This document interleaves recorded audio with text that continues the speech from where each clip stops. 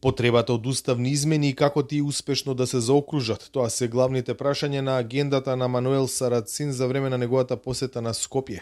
Специјалниот пратеник на Германија за Западен Балкан на средбите со државниот врв и со дел од партиските лидери во детали се распрашувал за ситуацијата за оваа тема, во која фаза е процесот на уставни измени, какво е расположението кај партиите.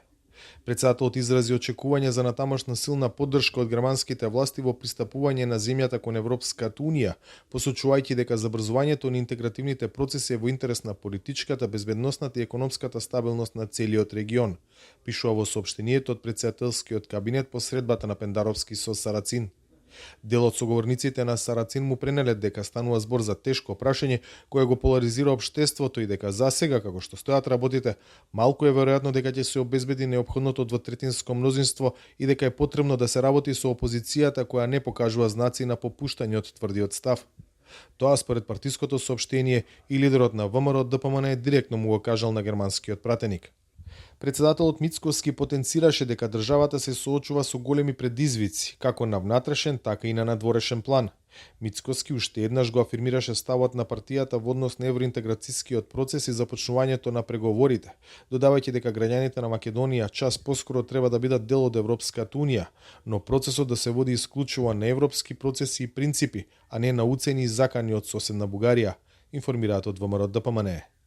Неколку часа по состанокот со Сарацин, шефот на државата, зборувајќи на настан за односите меѓу заедниците, потенцираше колку за развојот на земјата се важни евроинтеграциите, чиј пак напредок е директно поврзан со уставните измени заради вметнување на бугарите. Внатрешната кохезија и функционалноста на демократијата директно зависат од европските интеграции и од така наречените европски вредности, кои пак имаат дополнително значење во нашиот специфичен домашен контекст. Многу пати досега имам кажано дека внесувањето на помалите етнички заедници во уставот, вклучително и на бугарите, нема да ја загрози безбедноста на државата, ниту ќе ја разниша нашата внатрешна стабилност. Токму затоа и го поддржав процесот за уставни измени и делегирав свој представник во работното тело. Работното тело за уставни измени досега одржа 2 седници, но се уште е далеко од првичен текст на иницијативата.